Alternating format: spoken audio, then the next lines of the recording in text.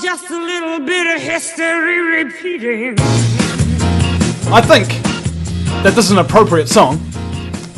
You listen to the Vinnie Eastwood Show on American Freedom Radio, the show that's all about history repeating. And one of my favourite callers of all time has called in, as I asked him to, because he always has great perspective. The Greek, welcome to the program. The Greek, you're on air, man. Alright, seem to have a problem with the phones. Greek, if you want to just quickly hang up and ring back in, I'll unmute you again. And he has a unique perspective on the Bible, religion, in general, and what have you. And what I find is that basically, the more esoteric the knowledge becomes, it's almost like the more useless the knowledge becomes, if you know what I mean. Like, in a way, so true. In a way, the more you know, the less you're capable of doing, because you're spending all that time maintaining that knowledge and reading up and that kind of stuff, rather than creating new things or whatever. At least this is what I do. Is I think that learning as much as you can is a good methodology. However, you also have to do as much as you can and produce something from that knowledge. Otherwise, if it's not applied, it's almost like it was irrelevant learning it in the first place. Yeah, and it's very very good point in the context of our discussion, because one of the things that keeps Christianity in place is that it's completely incomprehensible.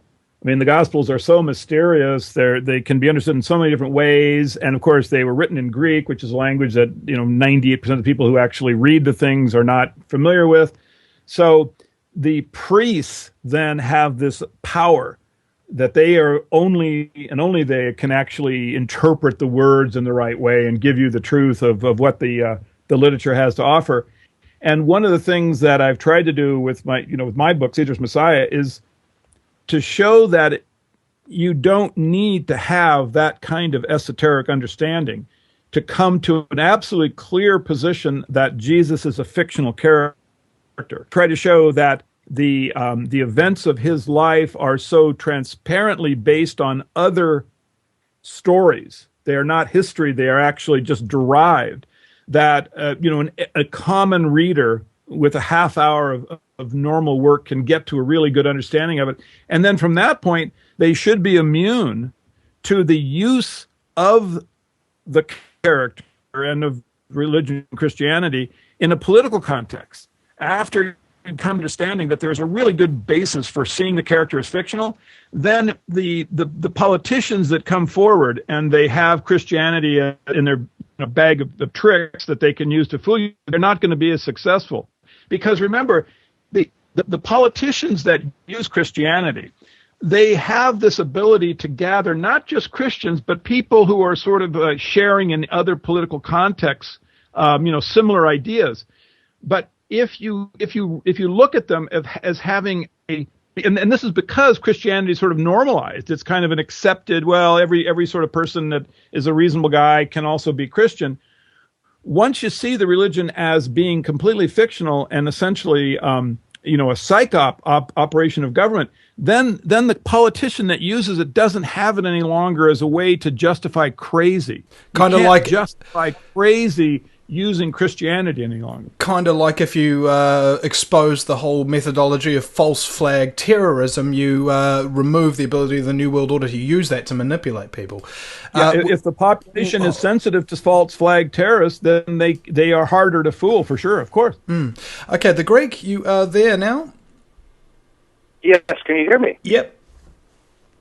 Oh, right. Yeah, great. I just wanted to say, first of all, the necessary aspect of what you call religion is there to pretty much maintain control, because if it wasn't there, society is about an onion skin's width away from being in total barbarism. And who was it that said that the common man is best ruled with a heavy hand?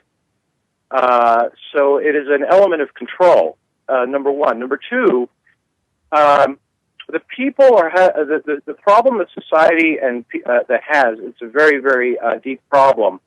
is that there's a mixing, and the people have in their minds that religion, such as Christianity, Judaism, or any religion, has anything to do supposedly with the text that they allegedly subscribe to.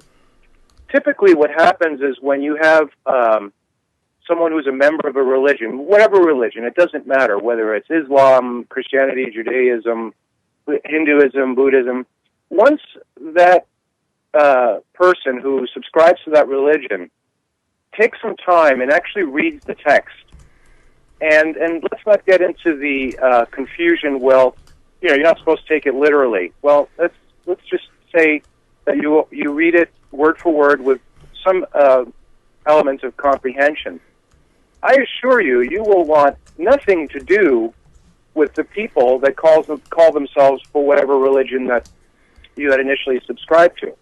So what I'm trying to say here is if someone calls themselves a Christian and they actually sit down and study the Bible, but don't bring the Christian imagery into it, just read it with comprehension, you will want nothing to do with Christianity. If you are into Judaism and you study, let's say, the Torah, you will want nothing to do with anything that's taught in Judaism, so on and so forth, for every religion. Now, this is a human phenomenon. It's not an academic phenomenon, or I believe it's deeply ingrained socially, but it is something to do with the species. It's almost a level of madness that exists, and has existed for thousands of years, that hopefully in the next decade or two will break out of. So, arguing about religion and the Bible, the two have nothing to do with each other, but it's safe to say that most people have not read the Bible, or the Quran, or the Torah, or the Bhagavad Gita, or the Mahabharata for the Hindus. So it's much more convenient to fall into the social herd mentality and agree with the despots that rule these religions. Okay. Well, I would say to the first point in terms of religion and social control, I would agree.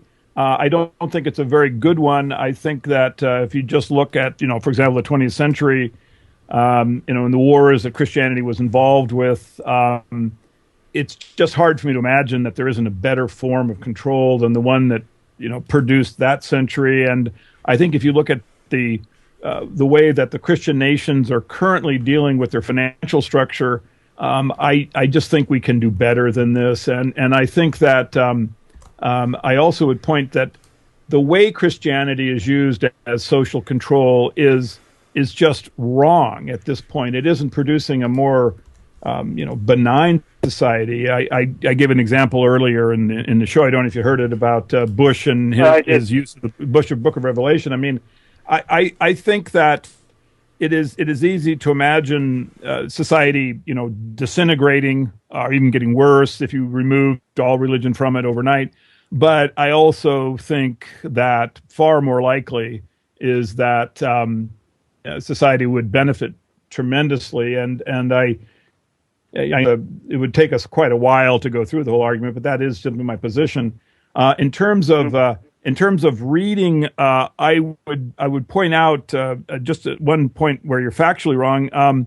If you actually converse or exchange information with Talmudic Jews or Jews in the rabbinical tradition, and I do this all the time, you would be astounded at the level of of comprehension of their literature that they have. I would is astonishing. And so I would. I understand. I would agree with you on the Talmud, but they, for example, they don't look at the Torah. What would be the Torah, the first 5 books, Pentateuch, let's say?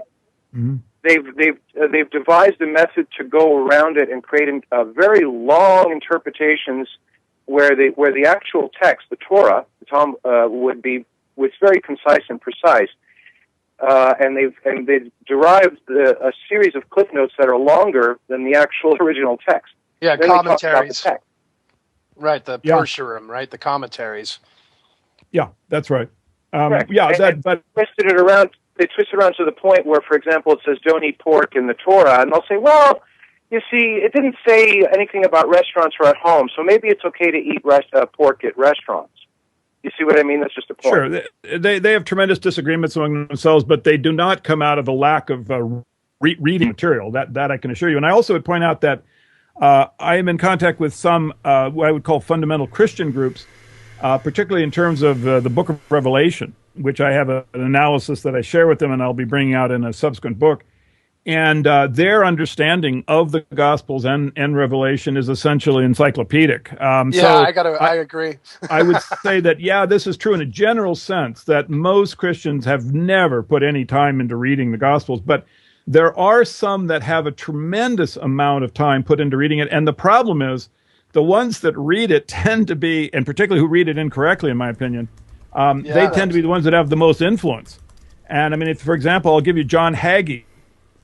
He is, in my opinion, clinically insane, and yet he is the most influential spiritual advisor to the Republican Party. All of the Republican nominees actually attended. And again, he wouldn't be the first crazy religious person to become the head of something. Well, the thing is that John, he's not even seen as crazy. I mean, he's even though he is so believing the details of the Book of Revelation, that because it mentions a red heifer, a blemishless calf will be born. The red calf, yes. Right, that Hagee is literally, he's attempting to breed.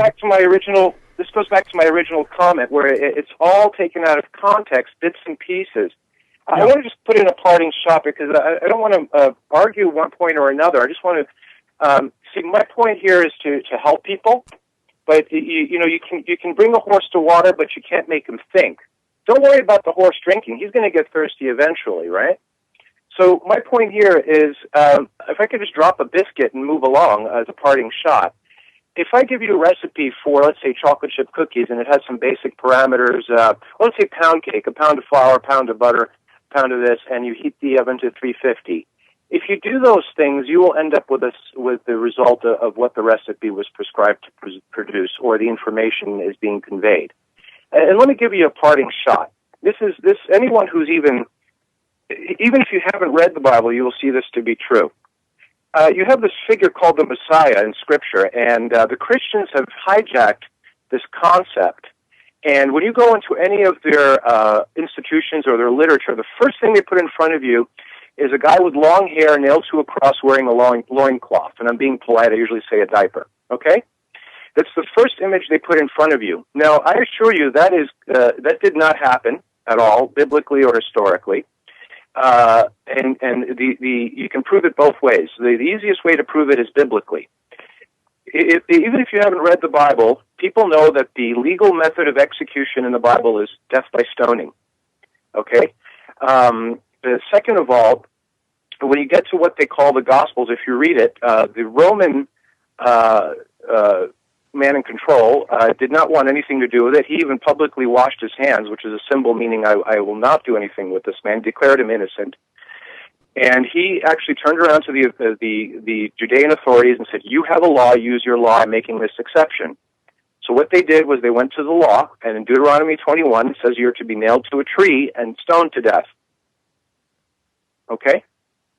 So what does that have to do with the Roman cross, and what does that have to do with this character that they're showing three crosses? It was basically three men on one almond tree that were stoned to death for 6 hours. Yeah, I can explain that. This is very easy. This is all in the text. But no one reads it with any comprehension. And when I say no one, I mean very few people through the ages. It's kind of like the whole thing with 9/11. You could sit and argue whether or not a bunch of guys with box cutters or this or that or whatever, till the cows come home or till you're blue in the face. If you actually just stop and read the 9/11 Commission report, you will see none of it makes any sense. You don't need to argue. Right. I'd like to comment. Is somebody arguing here, though? Sorry. Right. I mean, go ahead. Sorry. I was just going to comment on the crucifixion story. It is actually based on history. In the Gospels look forward 40. So the stories that you read in them are actually based on events that happened 40 years later, and that was during the war. And if you read Josephus, you'll see that during the war, they captured a Messiah on the Mount of Olives, and the Romans did crucify him. Then he was crucified in a group of three, and an individual, not Joseph, of Arimathea, but Joseph Bar Matthias Okay, asked the Roman commander. Hold on. Is that actually in the text, though? Is that in the text? It's not. Yeah, not in the Gospels. Not in the text. It's in Josephus. Yeah. In other words, But it's not. In other words, what I'm saying is, let's stick. If I give you a simple chocolate chip cookie recipe or pound cake recipe, we can't start discussing a review written about it without actually reading the recipe. But what I'm assuring you is that if you actually study the text, what they call the New Testament or the Gospel, it has nothing to do with what's being put out in Christianity at all. It is all application of Mosaic law, and it has nothing. Again, you can't mix the two. It doesn't mix. Okay. Well, do you know what? Sorry, guys. We're coming to break now. We'll be right back in just a few minutes, ladies and gentlemen. Freda, Greg, thanks for coming on. I'll just do the final segment coming up, ladies and gentlemen.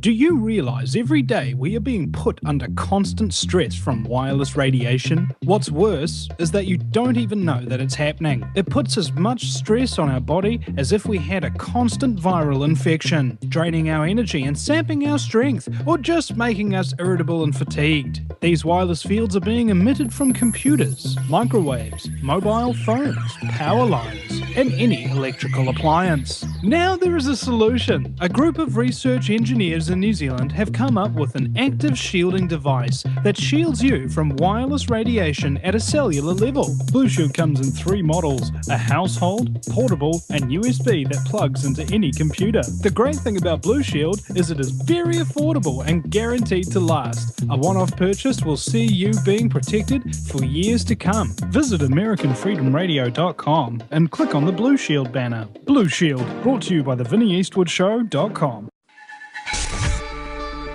If you take an active interest in maintaining the optimum health and well-being of yourself and your family, the New Zealand Journal of Natural Medicine is the magazine you've been waiting for. Having taken Australia and New Zealand by storm, the New Zealand Journal of Natural Medicine is now available in the UK and Europe. Visit www.nznaturalmed.co.uk or call 01626 337 531 to order your copy now.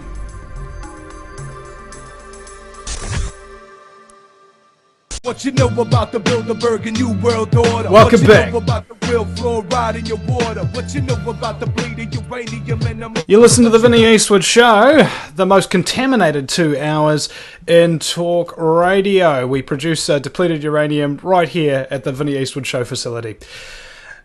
Lawrence Livermore, Vinnie Eastwood, yeah. Now, we have a couple of callers, and before we go to you guys, I'm sorry, we're going to have you holding on for a little bit. I wanted to ask my stock standard final question of my guest. It's about self-censorship, and you know how whenever we go on radio or TV or anything where you've got a large audience or whatever, you understand that there's an enormous amount of possible misinterpretation or non-comprehension or judgment that might come across by either the audience or the interviewer. So we choose to stay away from particular subjects, even though we feel very open and honest, and if somebody asks us, we'll talk about it. But the problem is we don't find people who are actually willing to ask and just be sitting and willing to listen and not judge and just allow you to talk about whatever you want to talk about and give you the opportunity at the very least. So if you have anything along those lines, Joe, go for your life.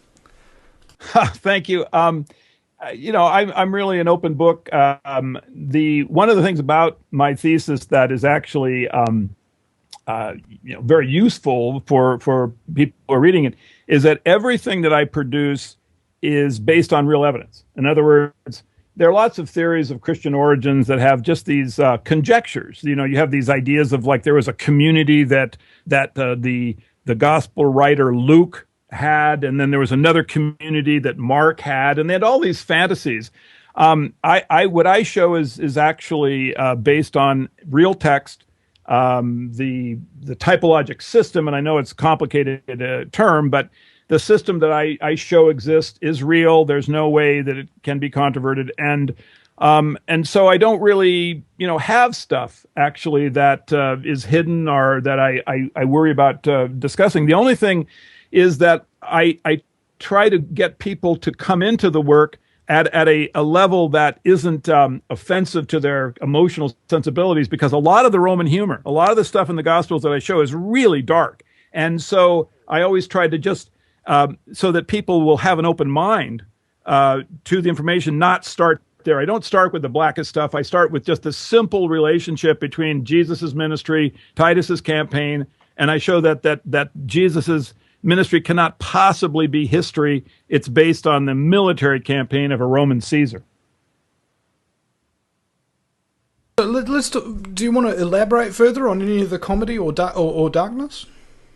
Well, I mean, the one that I am most often, people are very upset by is the fact that when you go through the events in Jesus's ministry, you have these events which are essentially they in a way they foresee the future, right? They're like Jesus makes very specific prophecies that are going to occur about the Galilean towns will be destroyed, Jerusalem will be encircled, the temple will be razed, there will be an abomination of desolation. These are all military victories of the Flavian campaign, right? He gives them, and he gives them in the same order they occurred actually in fact. But there are other things that, for example, the Last Supper, where Jesus says that, you shall eat of my flesh or drink of my blood, or you won't have any life in you. Now, that relates to an experience during the war, and in the war, the Romans used the classic technique of encircling the city and then having starvation set in. So I don't want to go in too much to the parallels, but you can see it gets to a very black place. And because Jesus is such an iconic character, and because he is beloved by so many people, it's just an area that I really don't, of this simple history that I give in the beginning of the book. So, I'm never afraid to talk about the coherency of the really black humor in the Gospels. It's just I don't like to do it at the beginning, because it's just not the right way to get someone who's first coming across my information to have an open mind regarding it. Yeah. Well, if you're going to train a soldier, you don't put a gun in his hand and march him into battle without training exactly. him, do you? That's it. Yeah. So I don't hide. It's a sequence that I prefer to go through the information in. Okay, well, let's go to our callers then. We still have the Greek holding on the line. We'll give you a minute or two more to finish up your original point that you were doing, because Joe actually wanted to address what you said, and we also have Sean on the line as well, so we want to get to him as quickly as possible before we finish the show up. Greek, are you still there? Oh, yeah, I'm still here. Okay. My point was, I agree and I disagree with the guest. His point about the Romans encircling, yes, absolutely. And if you read the Gospels, what's called the Gospels, they're not what you think they are. They're actually much darker and much more violent, at least projected violence, than most people are told in what they call a church. But I gave a parting shot before to explain how what they're showing, the Christians are showing as the Messiah, is completely biblically illegal. I want to give another point. The Christians have something called the Ten Commandments, and the ones that they talk about were never written in stone. Those were verbal directions when they came to the base of Mount Sinai. It was basically behavioral instructions, kind of like when you go to a store and it says no shirt, no shoes, no service. They didn't want to go up to the mountain, so Moses went up to the mountain by himself to get the commandments written on stone. The commandments that most people think were written on stone were not. If you go to what's called Exodus 34 and just read that chapter, you will see what was actually written on the stone. And if you have any kind of a Christian background, you're not familiar with any of them. So again, this is a point that's taken out of context. And it's also propagandized through movies like The Ten Commandments by Cecil B. DeMille. And all these other things. If you read the text also, it'll show you that the stones were so small he held both in one hand, not these big tombstones. So, again, we're talking about a situation here where the guest can be 100% correct about what he's saying on the parallels, But because very little of it is actually based on the actual document, and most of it's based on what other people have written, that part is true. But if you actually stick to the document, the biblical document, you will see that what religions are doing, let's say Christianity and Greg, Judaism, I'm sorry to cut you short, but we really don't have much time to keep going into this, so we're going to have to jump to our next caller, bro. Thanks very much for your call. Sean, welcome to the program. Hello, Professor Eastwood. This is Sean Gallagher, the chiropractor I talked to you about a couple of weeks ago, or actually a couple of months ago. How are you? I'm really good, Sean. How are you, man? Excellent, excellent. Your guest is right on, and I think if most people were to understand that Buddha actually advocated everything that Christ talked about, there's an old saying, the Hare Krishna. I really believe that the Vatican, if you really look at everything that they did, they were kind of dirty. And for anything that they really say, it's hard to believe them. You know, what they did with the Crusades and going to America with the Bible in one hand and a sword in the other. But there was a lot of good things in the Bible, but it's hard to take it literal. I mean, Santo Bonacci, I believe his name was. Santos Bonacci. Yes, he really talked about how the Catholic Church took Buddhism along with astrology and kind of made their own little version of it. But basically, the positive thing of the Bible is forgive, forget, love all. But my whole point being here is that, again, if you look at Muhammad and Buddha, they were very into diet, lots of fruits and vegetables. They were anti-meat. They were anti-alcohol. They were love. They were forgive and forget. And I think that that's one thing that we have to understand is that it's very hard to take the Bible literally when you actually look at what the Catholic Church has done throughout the centuries. You see what I'm saying? I have to agree with you there. And I was thinking about this actually yesterday, so it's kind of synchronous that we'd have Joe on today, about my religious beliefs. And I thought to myself, man, I believe in some things out of the Bible, some things out of the Buddha, some things out of this, that, and the other. So, like, there's bits that I find are correct. Parts of religions are correct all across the board, and so what I do is just combine those pieces from all those different eclectic religions, and that becomes my religious doctrine sort of thing. But I change it whenever it seems to be wrong. And I think that this is the problem with religions, is because, in my conclusion, if every single one of them has bits that are right, it means that every single one of them is wholly wrong. I agree 100%. But again, you can never go wrong with forgive all. And one thing about the Bible I do agree with, if you can think about this, we know, Professor Eastwood, that people are sick through diet and through drugs and through chemtrails, through false media, that people are sick. We can agree upon that. And Sean, we've got about maybe 20 seconds. But what did the Bible say, real quickly? Forgive them, for they do not know what they do. So how can you condemn somebody if they are sick? And a real enlightened being would forgive a person that is sick. Would you not agree? Yeah, that's part of the reason why I'm against the drug war as well, because it's a health issue, and you don't lock people up who are sick to be good for their health, do you? All right, and I think the same context applies here. Thank you so much, Sean, for your call, man, and you have yourself a lovely afternoon. And Joe, of course, thank you very much for joining us. And what I'd like you to do, just before we go in the last 30 seconds or so, is just quickly give out your websites and the name of your book so people can come and find you.